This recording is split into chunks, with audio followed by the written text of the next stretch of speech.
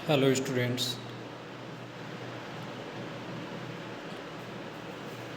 आज हम cell of goods act का दूसरा पार्ट पढ़ने जा रहे हैं।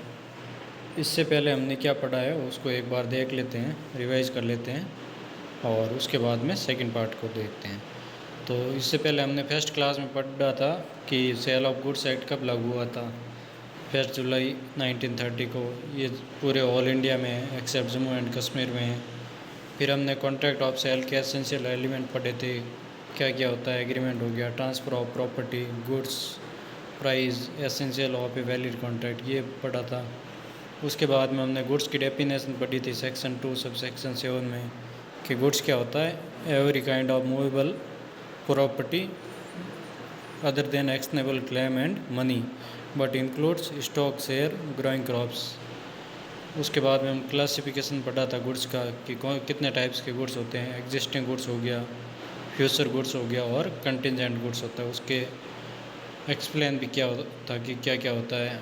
उसके बाद में हमने बात की थी डिलीवरी के कौन कौन से टाइप होते हैं। एक होती है एक्चुअल डिलीवरी, दूसरी क्या होती है सिंबॉलिक डिलीवरी और थर्ड होती है कंस्ट्रक्टिव डिलीवरी, वो किस प्रकार से हो सकती है। उसके बाद में हमने बात की थी document of title of goods, कि आपका टाइटल ऑफ गुड्स क्या होगा अगर ट्रांसफ़र करता है प्रॉपर्टी सेलर टू बायर। तो उसके बाद में हमने बात की थी sale and agreement to sale में क्या डिफरेंस है। ठीक है, यहाँ तक हमने पढ़ लिया था। आज हम इससे आगे बात करते हैं। तो पहला क्वेश्चन हम पढ़ते हैं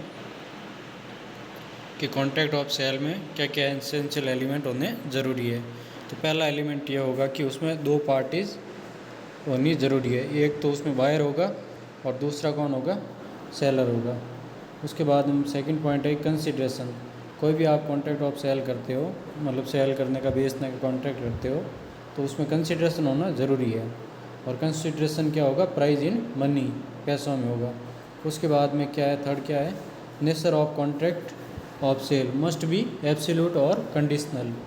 जो भी कॉन्ट्रैक्ट करते हैं वो एब्सोल्यूट हो सकता है या फिर कंडीशनल भी हो सकता है। उसके बाद में जो सब्जेक्ट मैटर होगा आपका जो गुड्स है वो मूवेबल गुड्स होगा।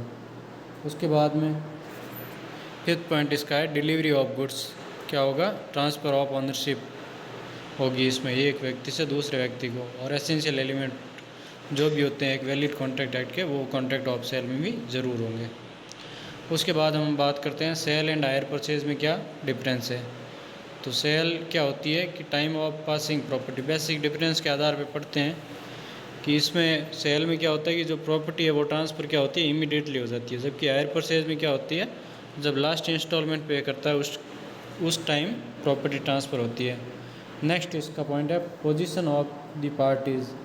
Buyer is like of honour. अब सेल में क्या होगा, बायर जो भी है वो क्या होगा, ऑनर होगा।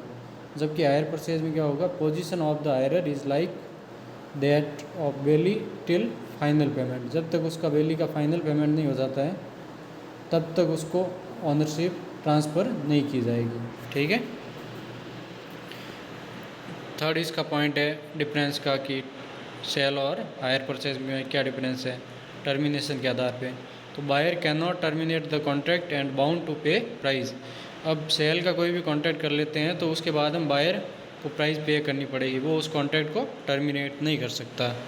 ठीक है। जबकि हायर परचेज में क्या है कि अगर वो पैसा पे नहीं करता है तो कॉन्ट्रैक्ट ऑटोमेटिकली क्या हो जाता है, टर्मिनेट हो जाता है। नेक्स्ट बात करते हैं कि रिस्क किसकी रहेगी अगर बायर इंसॉल्वेंट हो जाता है। तो रिस्क किसकी रहेगी, सेलर की रहेगी। किसमें, सेल में। जबकि हायर परचेज में रिस्क किसकी रहती है, किसी की नहीं रहती है, क्योंकि सेलर के पास में वो वापस गुड्स आ जाता है। ठीक है। उसके बाद हम बात करते हैं ट्रांसफ़र ऑफ टाइटल। तो हाथों हाथ उसमें तो सेल में तो ट्रांसफ़र हो जाता है बायर को टाइटल ऑफ ट्रांसफ़र, जबकि हायर परचेज में क्या होता है अभी तक उसको टाइटल ऑफ ट्रांसफ़र, ओनरशिप अभी तक ट्रांसफ़र नहीं हुआ है। ठीक है, जब तक वो लास्ट इंस्टॉलमेंट पे नहीं कर देता है। उसके बाद हम पढ़ते हैं कि रीसेल का राइट्स होता है सेल में, जबकि हायर परचेज में रीसेल का राइट भी नहीं होता है उसको। नेक्स्ट हम बात करते हैं कि सेल एंड बेलमेंट में क्या डिफरेंसेस होते हैं। पहला तो होगा सेल जो भी होगी वो ट्रांसफ़र ऑफ प्रॉपर्टी अब सेल में तो क्या होगा, सेलर टू बायर को चली जाएगी, जो भी प्रॉपर्टी है वो ट्रांसफ़र कर देगा, जबकि बेलमेंट में क्या है, पोजीशन ट्रांसफ़र नहीं करता है। ओनली जो भी मान लो काम में कुछ रिपेयरिंग करवानी है, आपने कार सर्विस सेंटर पे दी है कुछ सर्विस के लिए, तो वो क्या होगा, ओनरशिप आपने ट्रांसफ़र थोड़ी की है उसमें, आपने खाली गुड्स उसको सौंपा है कि भाई ये काम कर देना। ठीक है, तो इसमें ट्रांसफ़र ऑफ प्रॉपर्टी किसको होगी, बेलर टू बेली। नेक्स्ट अपन बात करते हैं रिटर्न ऑफ गुड्स। अब सेल करने के बाद में वापस बायर वापस वस्तु थोड़ी करेगा, उसको प्राइस पे करनी पड़ेगी। जबकि बेलमेंट में क्या होगा, जो बेली होगा must return the goods to the bailor, bailee को क्या अपना गुड्स है वो बेलर को रिटर्न करना पड़ेगा। थर्ड पॉइंट है कंसिडरेशन। तो कंसिडरेशन सेल में क्या है, ज़रूरी है, जबकि बेलमेंट में कंसिडरेशन होना ज़रूरी नहीं है। नेक्स्ट अपन बात करते हैं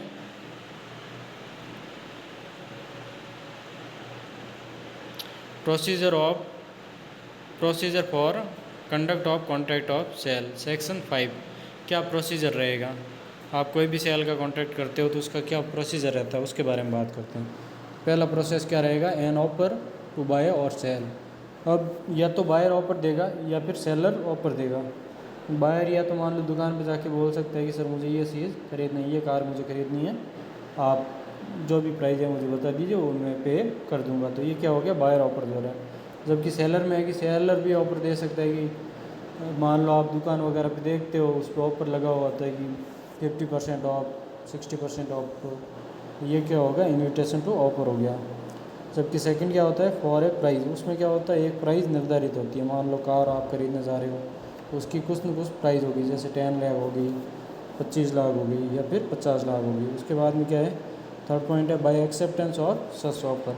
अब जब जो भी पार्टी है ऑफर तो क्या करेगा, ऑफर देगा, और ऑफर क्या करेगा, ऑफर को एक्सेप्ट कर देता है। जैसे मान लो बायर ऑफर दे रहा है और सेलर उसको एक्सेप्ट कर देता है, तो ऑफर क्या माना जाएगा, कंप्लीट माना जाएगा। नेक्स्ट बात करते हैं कि पेमेंट कैसे होगा।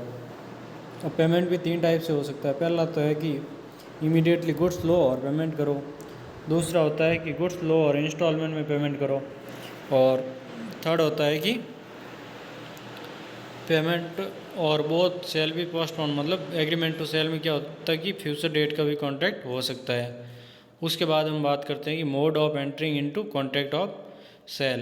क्या मोड रहेगा कॉन्ट्रैक्ट ऑफ सेल में एंटर होने का, तो क्या हो सकता है, राइटिंग में हो सकता है या फिर ओरल भी हो सकता है, पार्शली राइटिंग में और पार्शली ओरल भी हो सकता है। उसके बाद में फोर्थ पॉइंट है इम्प्लाइड कंडीशन भी हो सकती है कंडक्ट ऑफ पार्टीज़।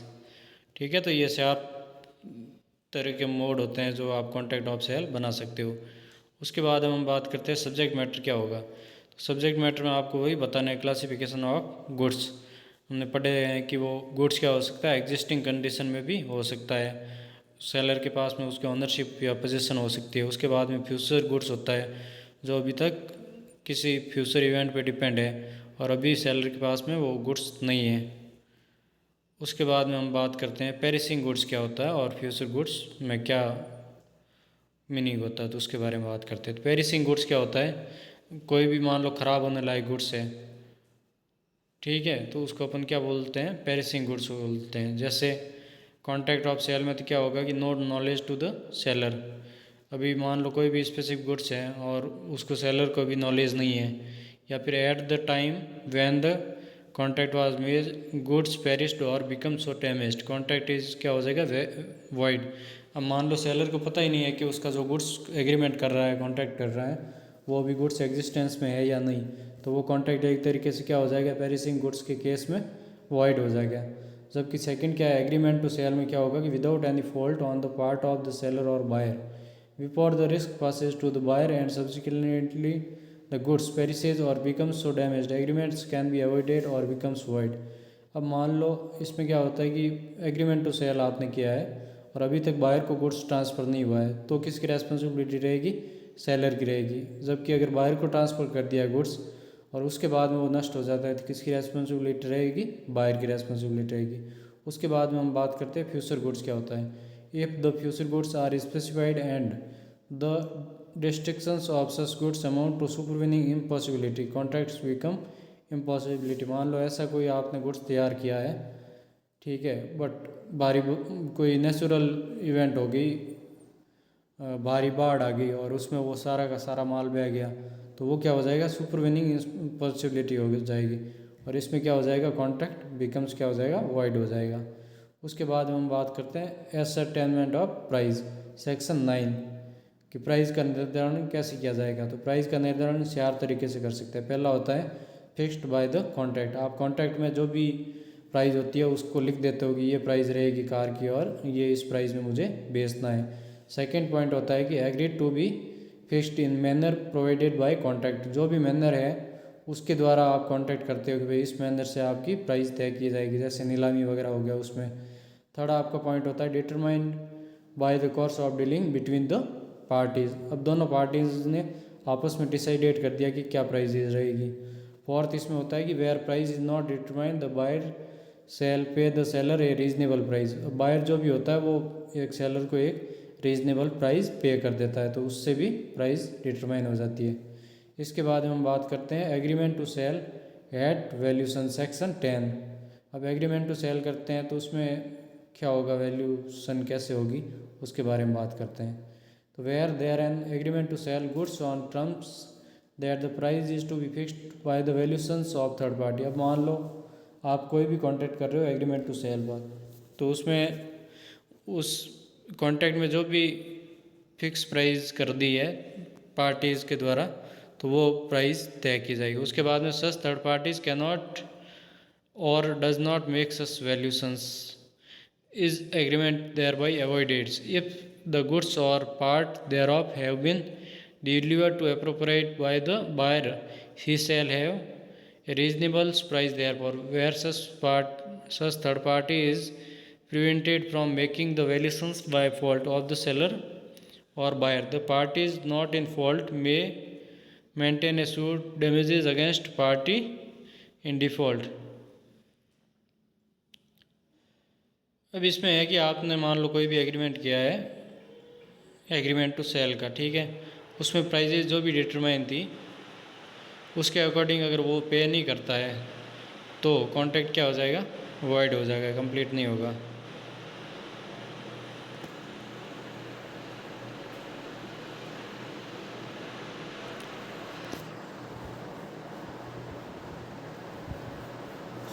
नेक्स्ट हम बात करते हैं कि कंडीशन और वारंटी में क्या डिफरेंसेस है, सेक्शन 12। तो कंडीशन का क्या मीनिंग होगा, कंडीशन मीनिंग होता है कि essential to the main purpose of the contract, जो भी आप कॉन्ट्रैक्ट कर रहे हो अगर उसमें कुछ भी कंडीशन डाली हुई है, अगर उसको आप फुलफिल नहीं करते हो तो कॉन्ट्रैक्ट एकदम क्या हो जाएगा, वॉइड हो जाएगा। क्या हो जाएगा, वॉइड हो जाएगा, आप उसको आगे फर्दर कंटिन्यू नहीं कर सकते। जबकि वारंटी में क्या होता है कि जो भी वारंटी होती है वो क्या होती है, collateral to the main purpose of the contract, जो भी आप कॉन्ट्रैक्ट कर रहे हो तो उसके कॉन्ट्रैक्ट के कोलेटरल होगी। अगर वारंटी ब्रीच भी हो जाती है तो आप डैमेजेस के लिए अप्लाई कर सकते हो, न कि आप कॉन्ट्रैक्ट को कैंसिल कर सकते हो, ठीक है। तो ये अपन कंडीशन और वारंटी में डिफरेंसेस पढ़ लिया। नेक्स्ट ये मीनिंग वगैरह ये बताया गया कि मीनिंग क्या होता है, main purpose of the contract होता है। कंडीशन तो क्या होगी, एसेंशियली होगी, ठीक है, जो भी कंडीशन दे रखी है। जबकि वारंटी क्या होगी, जैसे आप कोई भी कार खरीदते हो तो उसमें कंडीशन दे रखी है कि मुझे हाइब्रिड कार खरीदनी है। अब वो मान लो हाइब्रिड की जगह आपको ओनली ईवी कार ही प्रोवाइड करवा देते हो, जो सिंगल ई व्हीकल है, वो पेट्रोल वगैरह भी नहीं चलती है, तो आप उसको कॉन्ट्रैक्ट को क्या करवा सकते हो, कैंसिल करवा सकते हो। जबकि वारंटी में यह है कि उसने मान लो 5 सर्विसेज का बोला है और अगर वो सर्विसेज नहीं करता है तो आप, ऐसा नहीं है कि उस कार को वापस दे सकते हो, वो सर्विसेज के लिए आप मांग कर सकते हो। नेक्स्ट अपन बात करते हैं right in case of breach. अब मान लो कंडीशन को फुलफिल नहीं करता है तो वो कॉन्ट्रैक्ट को क्या कर सकता है, डैमेजेस भी मांग सकता है या फिर उसको भंग भी कर सकता है कॉन्ट्रैक्ट को। जबकि वारंटी में क्या होता है, क्लेम ओनली डैमेजेस, मान लो उसने बाहर से कहीं सर्विसेज करवा दी, उन्होंने मना किया था, तो वो वापस क्या मांग सकता है, डैमेजेस मांग सकता है। उसके बाद हम थर्ड पॉइंट पढ़ते हैं conversion of stipulation. The breach of contract में be treated as breach of warranty. मान लो कंडीशन है ब्रीच ऑफ कंडीशन डाल रखी है तो उसमें वारंटी इंक्लूड होगी, जबकि breach of warranty can not be treated as breach of condition. मतलब वारंटी एक छोटा पार्ट होता है, जबकि कंडीशन क्या होता है, एक बड़ा पार्ट होता है।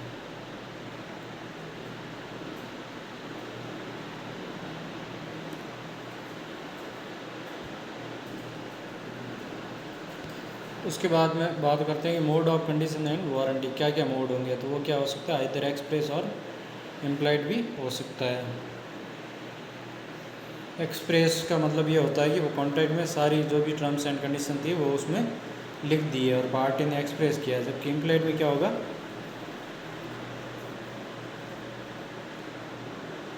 इम्प्लाइड में है कि बाय लॉ, मान लो लॉ में जो भी कंडीशन लिखी हुई है वो हम मानते हैं, चाहे कॉन्ट्रैक्ट में नहीं लिखी हुई है फिर भी अपने को फुलफिल करनी पड़ेगी। जैसे कोई भी वैलिड कॉन्ट्रैक्ट करते हैं तो वो रजिस्टर्ड होना ज़रूरी है, ठीक है, उस टाइप से।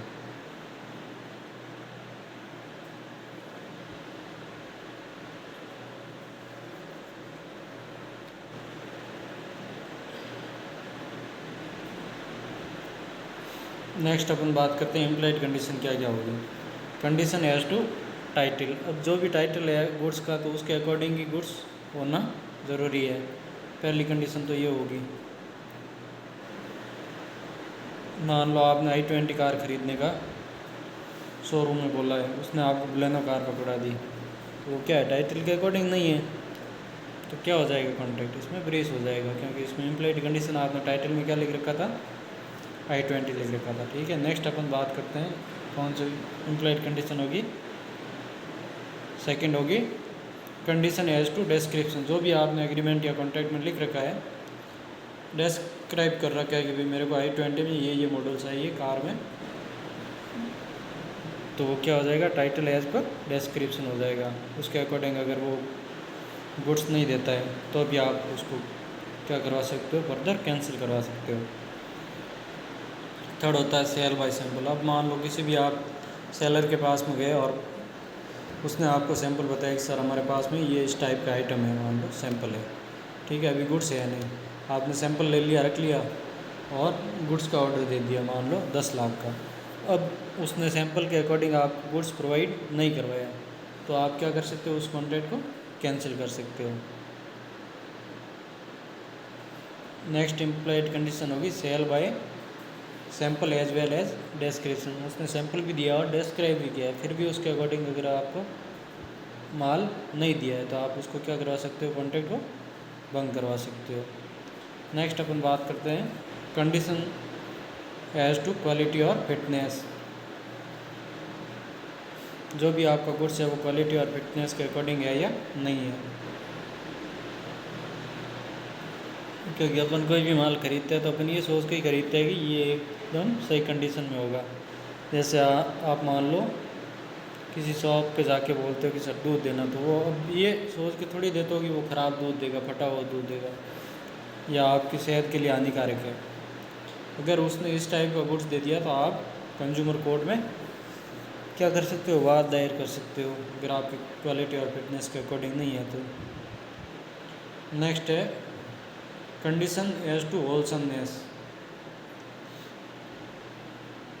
इसका मीनिंग भी वो सेम ही होता है कि जो भी आप गुड्स दे रहे हो वो एकदम सही कंडीशन में हो। उसके बाद हम बात करते हैं कंडीशन एज टू मर्चेंटेबिलिटी, मतलब वो बेचने योग्य हो। ऐसा नहीं है कि कोई गुड्स आपको बेच रहा है, आप बंद पैकेजिंग में खरीद रहे हो और वो खुले में ही आपको बेच रहा है किसी कंपनी का, तो वो क्या होगा, मर्चेंटेबिलिटी कंडीशन में नहीं होगा, आप उसको वापस मना भी करवा सकते हो, कॉन्ट्रैक्ट को कैंसिल करवा सकते हो।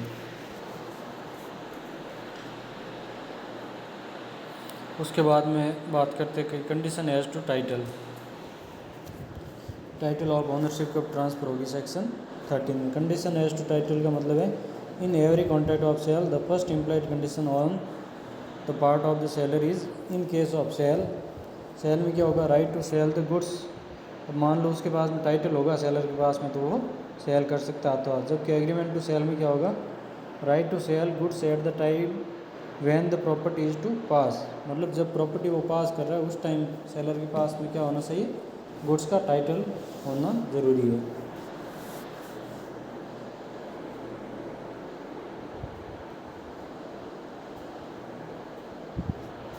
नेक्स्ट है कि गुड्स डिस्क्रिप्शन के अकॉर्डिंग हो, जैसे contract of sale of goods by descriptions, the goods shall correspond with the description. जैसे a ship was contracted to sold as copper fastened vessels but actually it was only partially copper fastened, held that goods did not correspond to description, hence could be returned, or if buyer took the goods he could claim damages for breach। अब मान लो उन्होंने contract में लिख रखा है कि मुझे copper fasten vessel चाहिए, अब उसके अकॉर्डिंग मान लो माल नहीं है या पार्शियली है, तो वो क्या कर सकता है, या तो डैमेजेस की मांग कर सकता है या फिर कॉन्ट्रैक्ट को भंग भी करवा सकता है।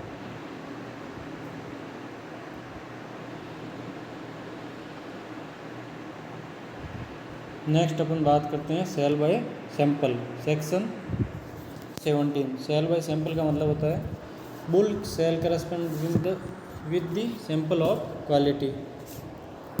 जो भी आप माल बेच रहे हो वो क्वालिटी के अकॉर्डिंग होना ज़रूरी है, जो भी सैंपल आपने दिया उसके according. Buyer shall have a reasonable opportunity of comparing the bulk with the sample. अब बायर को भी अधिकार है कि वो सैंपल के अकॉर्डिंग उसको चेक करवा दे कि सैंपल के अकॉर्डिंग है या नहीं है। And goods shall be free from any latent defect, मतलब कोई भी हिडन डिफेक्ट नहीं हो। जैसे आप गोल्ड खरीद रहे हो, ऐसा नहीं हो कि वो नकली गोल्ड आपको प्रोवाइड करवा दें।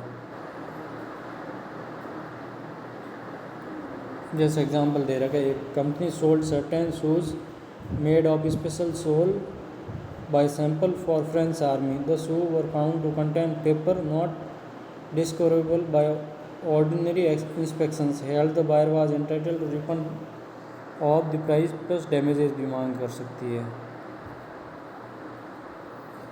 नेक्स्ट बात करते हैं कि गुड्स जो भी होगा वो सैंपल प्लस जो भी डिस्क्रिप्शन दिया है उसके अकॉर्डिंग ही हो। जैसे example, A agreed with B to sell certain oil described as refined sunflower oil warranted only equal to samples. The goods standard were equal to samples but content a mixture of hemp oil.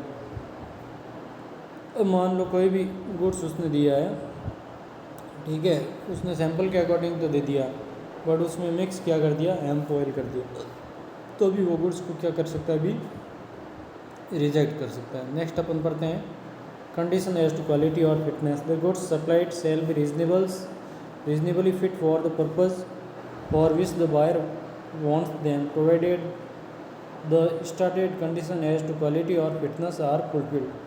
जो भी fitness की quality है उसके according ही goods होना चाहिए। जैसे example के द्वारा पढ़ते हैं, A bought a set of false teeth from B a dentist but the set was not fit for as mouth. A rejected the set of teeth and claimed the refund for price.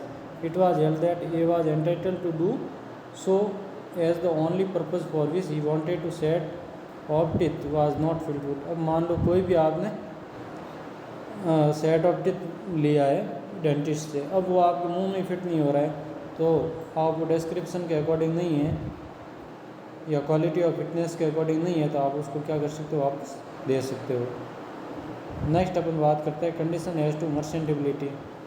Goods should be bought by descriptions, the seller should be dealer in goods of that description exceptions. If the buyer has examine the goods there shall no implied condition as regards defect which such examinations ought to have revealed. Example, A bought a black velvet cloth from C। अब ए ने क्या है कि black velvet cloth खरीदा है सी से, but found it to be damaged by white ants, मतलब चींटियों ने उसको काट रखा है, ठीक है, तो इसमें क्या कंडीशन हो जाएगी, अब वो टूट फूट चुका है, मतलब कपड़ा ख़राब हो चुका है, तो वो वापस मर्चेंटेबिलिटी कंडीशन में नहीं है, व्यापार योग्य नहीं है, तो उसको भी क्या कर सकता है, वो वापस दे सकता है।